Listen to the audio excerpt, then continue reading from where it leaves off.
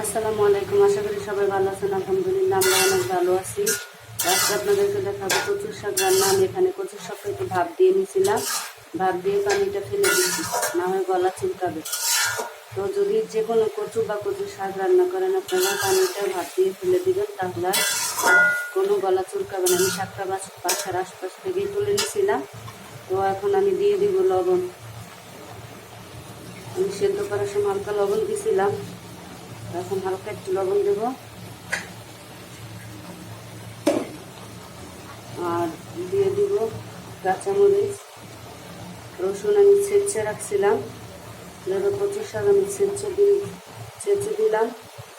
পেঁয়াজ রসুন বেশি করে দিতে হয় কচুর শাকে। তো তারপর আবার বাগার দেব, পেঁয়াজ রসুন বেশি করে দিয়ে। তো এই কথা দেখেন কচুর শাকটা আমি এখানে ছেঁচা রসুন দিচ্ছি, দেখে রান বেড়ে কচা রসুনের এখনই।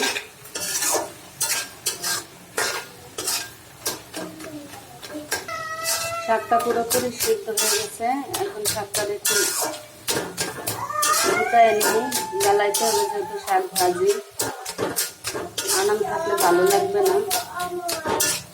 আর কচুর শাক যত ডাল পায় তত ভালো লাগে, গলা চুলটা কম, একটু উল্টায় দেব।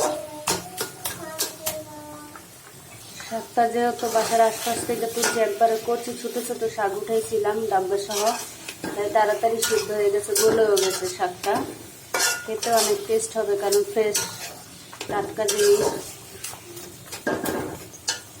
তো এখন আমি শাকটাকে তুলে নেব, নিয়ে বাগার দিয়ে দিব। দেখেন আমার শাকটায় কোনো পানি টানি কিছু নেই, একবারে শুকনো শুকনো হয়েছে। এখন আমি বাগারটা দিয়ে নেব। তো দেখেন আমি এখানে দিয়ে দেবো কিছু শুকনো মরিচ, দিয়ে দেবো রসুন,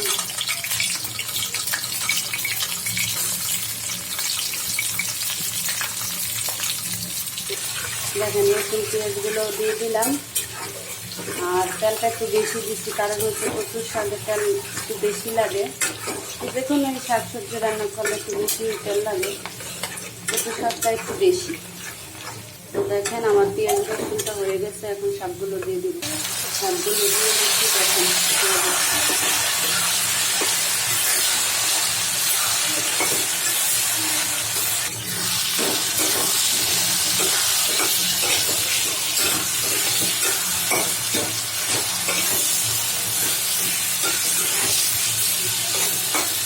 দেখেন শাকটা কতটা সবুজ, কত সুন্দর হয়েছে, ফ্রেশ টাটকা শাক। দেখেন কত সুন্দর। দেখেন আমার শাকটা তেলে তুলে সব কিছু পারফেক্ট হয়ে গেছে। আর দুঃখিত, আমি শাকটা যখন হালকা ভাত দিচ্ছিলাম তখন ভিডিওটা করা হয় নাই। আমি জাস্ট শাকটাকে দিয়ে চুলায় দিয়ে হালকা ভাত দিয়ে পানিটা ফেলে দিয়ে তারপর আপনাদের দেখাইছিলাম, সেখান থেকে শুরু হয়েছে ভিডিওটা। আমার শাকটা হয়ে গেছে। আমার ভিডিওটা যদি ভালো লাগে আমার চ্যানেলটা সাবস্ক্রাইব করবেন, লাইক দিয়ে কমেন্ট করে জানাবেন কে কে এরকম করে শাক রান্না করেন বা এই শাকটা পছন্দ করেন জানাবেন। আমি শাকটা উঠিয়ে নেব। তো দেখেন শাকটা উঠে নিচ্ছি, কতটা সুন্দর হয়েছে। ভিডিওটা শেষ করি। আল্লাহ হাফেজ।